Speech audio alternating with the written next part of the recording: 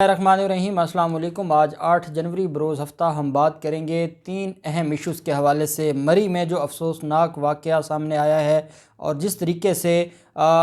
جو وہاں پر اموات واقع ہوئی ہیں، اور یہ ایک سانحہ ہے، اور ہم دعا گو ہیں کہ جو وہاں پر پھنسے پاکستانی ہیں، اللہ پاک ان کو اپنی حفظ و امان میں رکھے۔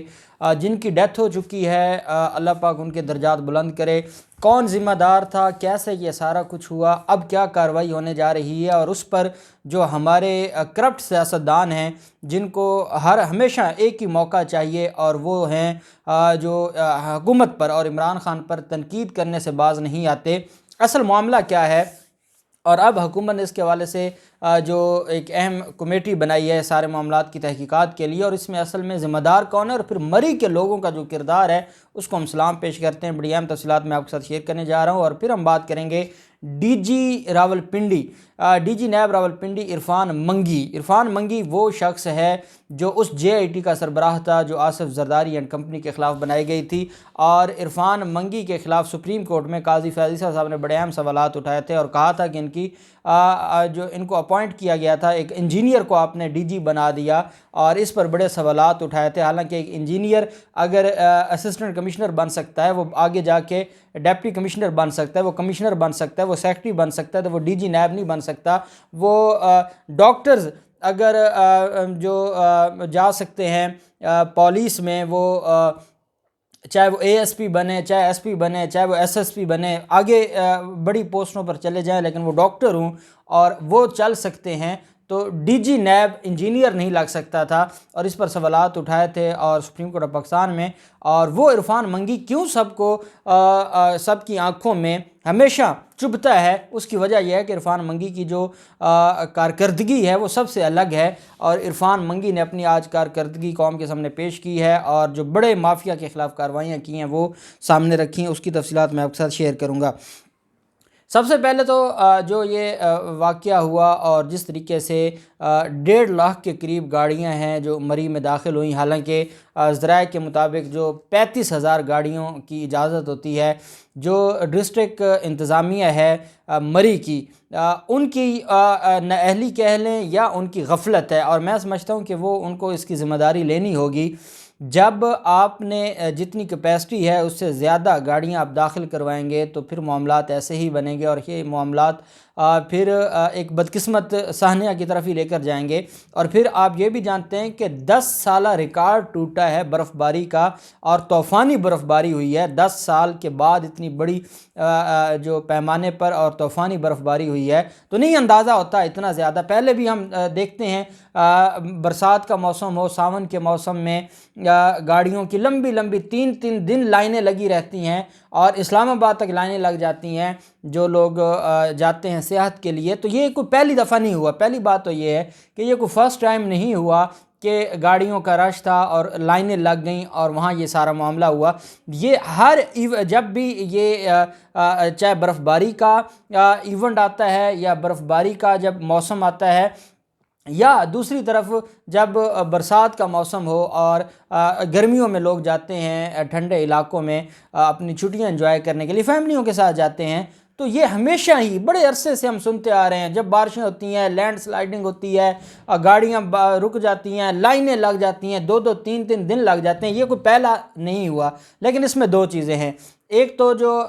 مری ڈسٹرکٹ کی انتظامیہ ہے، جن کی ذمہ داری تھی کہ وہ اس کیپیسٹی کے مطابق گاڑیوں کو اجازت دیتے، ایک تو ان کی نااہلی اور غفلت ہے، اور یہ مجرمانہ غفلت ہے، اور اس کے خلاف کارروائی ہونی چاہیے۔ اور دوسری طرف جو 10 سالہ ریکارڈ ٹوٹا ہے برف باری کا، اور پھر جو ہمارے اور یہ 2 دن سے یہ چیز ڈسکس ہو رہی تھی کہ وہاں پر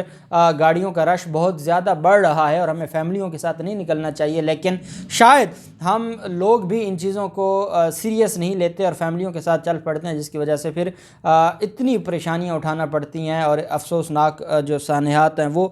رونما ہوتے ہیں۔ سانحہ مری پر وزیر اعلیٰ نے تحقیقاتی ایک کمیٹی تشکیل دے دی ہے، اور جو ہمارے پاک آرمی کے جوان ہیں وہ پہنچ چکے ہیں، وزیر داخلہ وہاں پر موجود ہیں، وزیر اعلیٰ نے اپنا ہیلی کاپٹر بھجوا دیا، اپنی پوری انتظامیہ بھجوا دی جو سارے کے سارے معاملے کو دیکھ رہی ہے۔ اور اس عثمان بزار نے تحقیقات کے لیے کمیٹی تشکیل دی ہے۔ ایک ہنگامی اجلاس ہوا وزیر اعلیٰ عثمان بزار کی زیر صدارت، اور جس میں آئی جی پنجاب، چیف سیکرٹری اور ریسکیو اداروں کے اعلیٰ حکام شریک ہوئے۔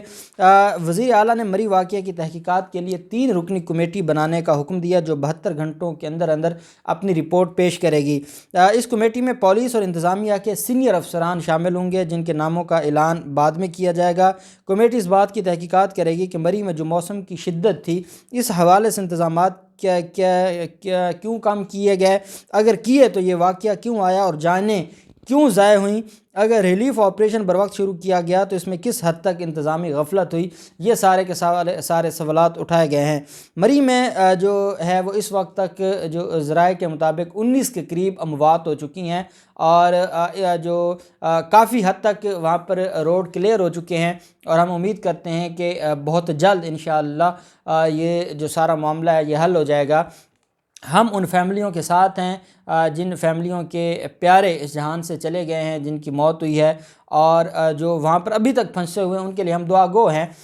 کہ اللہ پاک ان کو اپنی حفظ و امان میں رکھے، ان کو محفوظ رکھے۔ اور مری کے لوگوں کو میں سلام پیش کرتا ہوں۔ ہمیشہ مری کے لوگوں پر بڑا اعتراض اٹھایا جاتا رہا ہے، اور ہم نے بھی بڑی تنقید کی ہے، مہنگائی ہو اور وہاں پر جس طریقے سے سیاحوں کو لوٹا جاتا رہا ہے ماضی میں، لیکن انسانیت جو دیکھنے کو ملی ہے کل رات اور آج کا دن، اس کی مثال نہیں ملتی، اور یہ مری کے لوگوں نے انسانیت، اور یہ بات اب کلیئر ہو گئی ہے کہ وہ جو ظلم کرتے تھے ماضی میں سیاحوں کے ساتھ، وہ مری کے لوگ نہیں تھے، وہ ادھر ادھر سے مافیاز وہاں پر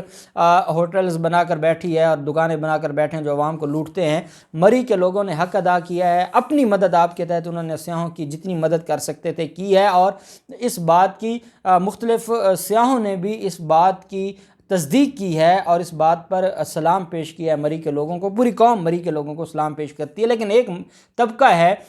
جس کو آپ طبقہ ملامتیہ کہیں یا وہ ایک کرپشن زدہ ذہنیت ہے، اور ان کی ہر چاہے وہ مائنڈ ہو، چاہے ان کی سوچ ہے، چاہے ان کا منشور ہے، نظریہ ہے، ہر جگہ ہی کرپشن ہے۔ مریم نواز اور شہباز شریف نے جو ٹویٹ کیے ہیں، اور جس طریقے سے عمران خان پر، مریم نواز نے تو کہا ہے کہ خدا کا خوف کریں، قوم پر رحم کریں، کیا آپ کو موت سے ڈر نہیں لگتا؟ یہ کون کہہ رہی ہے؟ یہ وہ مریم نواز کہہ رہی ہے جس کے باپ نے، جس کے چچا نے، جس کے فیملی نے اور جس کی جماعت نے دن دہاڑے 14 لوگوں کو سرعام قتل کیا تھا، 100 کے قریب لوگوں کو گولیاں ماری تھیں، خواتین کے منہ میں گولیاں ماری تھیں۔ آج وہ اپنے آپ کو لیڈر سمجھ کر عمران خان کو کہہ رہی ہے کہ آپ کو موت سے ڈر نہیں لگتا، آپ کو بد دعاؤں سے ڈر نہیں لگتا، آپ کو اہوں سے ڈر نہیں لگتا۔ یہ بات کہتے ہوئے ان کو یہ سوچنا ہوگا کہ ان کے خاندان کا کردار کیا رہا ہے، اور کیسے لوگوں کو تڑپ تڑپ کے انہوں نے مروایا ہے، اور کیسے اپنے جو سیاسی انتقام کا انہوں نے نشانہ بنایا ہے۔ اب یہ ایک آفت ہے، اور اللہ پاک محفوظ رکھے پاکستان کو، اور اس آفت پر سیاست کرنا۔ شہباز شریف نے بھی بڑے سخت قسم کی ٹویٹ کی ہیں، حکومت کی مذمت کی ہے۔ نااہلی اور بد انتظامی میں کوئی دوسری رائے نہیں ہے، اور بڑی کارروائی ہونی چاہیے، لیکن سب سے پہلے ہمیں ان لوگوں کا سہارا بننا ہوگا، ان کے ساتھ کھڑا ہونا ہوگا۔ پہلے ہمیں اس مسئلے کو حل کرنا ہوگا، اور اس کے بعد جو ذمہ داران ہیں ان کے خلاف کارروائی ہونی چاہیے، اور پھر یہ جو اور آئندہ کے لیے ہمیں یہ دیکھنا ہوگا کہ اللہ نہ کرے کبھی ایسا واقعہ دوبارہ پیش نہ آئے۔ ڈی جی جو ہیں عرفان منگی، جب ان کا نام آتا ہے تو کرپٹ مافیا کو بڑی تکلیف ہوتی ہے، اور کرپٹ مافیا خوف زدہ ہو جاتی ہے۔ راولپنڈی میں اجلاس ہوا، اور چیئرمین نیب جاوید اقبال کی زیر صدارت یہ اجلاس ہوا، اور اس اجلاس میں جو نیب راولپنڈی ہے اس کی کارکردگی کو پیش کیا گیا ہے، اور اس میں یہ بتایا گیا ہے کہ نیب راولپنڈی نے بھرپور پروسیکیوشن کے ذریعے بدعنوانی کے مختلف مقدمات میں گزشتہ 4 سال کے دوران 128 بڑے ملزمان کو سزا دلوائی اور اربوں روپے ریکور کیے۔ نیب راولپنڈی نے یہ کام نیب آرڈیننس 1999 کے سیکشن 10 اور 25B کے تحت کیا۔ ساتھ اس رپورٹ میں کہا گیا کہ 10 اکتوبر 2017 سے 31 دسمبر 2021 کے دوران نیب آرڈیننس پر عمل درآمد کرتے ہوئے سینکڑوں ملزمان کو سزائیں دلوائی گئیں۔ ڈائریکٹر جنرل نیب راولپنڈی عرفان نعیم منگی نے یہ بتایا کہ اس سال 2020 میں جو 13 ملزمان کو سزا سنائی احتساب عدالتوں نے، راولپنڈی کی احتساب عدالتوں نے. انہیں مزید بتایا کہ 2018 میں نیب آرڈیننس کی دفعہ 10 کے تحت احتساب عدالتوں نے 21 ملزمان کو سزا سنائی، جس میں نواز شریف کو 6/7/2018 کو احتساب عدالت نے 1752 ملین روپے جرمانے کی سزا سنائی. مفتی احسان الحق کو 26/9/2018 کو 9000 ملین روپے کی سزا سنائی گئی. مریم صفدر کو 6/7/2018 کو احتساب عدالت نے 438 ملین روپے کی سزا سنائی. صفدر اوان کو 6/7/2018 کو احتساب عدالت نے سزا دی. نواز شریف کو احتساب عدالت نے 24/12/2018 کو العزیزیہ ریفرنس میں 5500 ملین روپے کی سزا دی. اور اس کے علاوہ جو جسمانی سزائیں تھیں، نیب آرڈیننس 1999 کی دفعہ 25 کے تحت مختلف احتساب عدالتوں نے، یہ عرفان منگی نے اپنی رپورٹ پیش کی ہے کہ سیکشن 9، سیکشن 10، سیکشن 25B کے تحت کن کن لوگوں کو سزا دلوائی گئی ہے. تو انہوں نے کہا کہ عدالتوں نے سیکشن دفعہ 25 کے تحت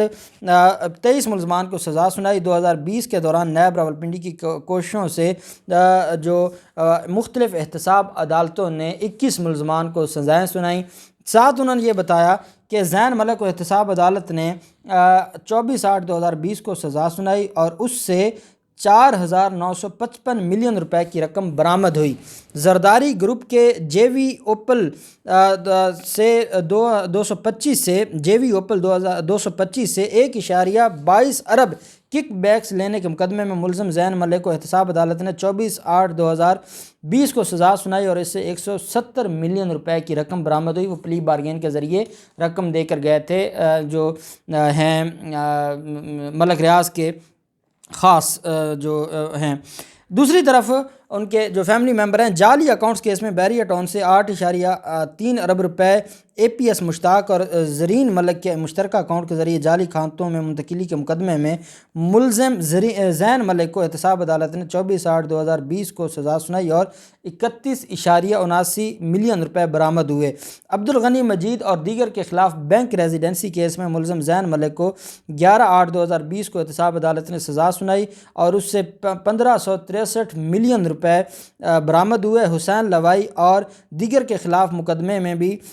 ملزمان کو 11/8/2020 کو احتساب عدالت نے مجرم قرار دیا تھا اور اس سے 2129 ملین روپے برآمد ہوئے. Housing project safari enclave 1 Rawalpindi کے حوالے سے messrs MM park builders and developers limited اور دیگر کے خلاف مقدمے میں ملزم الیاس کو 29/4/2020 کو احتساب عدالت نے سزا سنائی اور اس سے 88.59 ملین روپے برآمد ہوئے. اور اس کے علاوہ بھی انہوں نے پوری رپورٹ اپنی دی ہے اور انہوں نے کہا ہے کہ اس وقت شریف خاندان کے کیسز، زرداری خاندان کے کیسز، پاکستان پیپلز پارٹی کی قیادت، مسلم لیگ نون کی قیادت اور بڑے بڑے مافیاز کے کیسز راولپنڈی اور اسلام آباد کی احتساب عدالتوں میں پینڈنگ ہے، جس میں پروسیکیوشن نیب راولپنڈی کر رہی ہے اور ہم ان مقدمات میں ان کو سزائیں دلوائیں گے، ان کو منطقی انجام تک پہنچائیں گے اور ریاست کی خدمت کریں گے. تو میں سمجھتا ہوں کہ عرفان منگی کی جو کارکردگی ہے اور جس طریقے سے ان کو سپریم کورٹ میں ماضی میں ڈسکس کیا گیا تھا وہ بنتی تھی اور وہ ایک لائق آدمی ہے اور انہوں نے کام کیا ہے. اللہ پاک پاکستان کا حامی و ناصر ہو.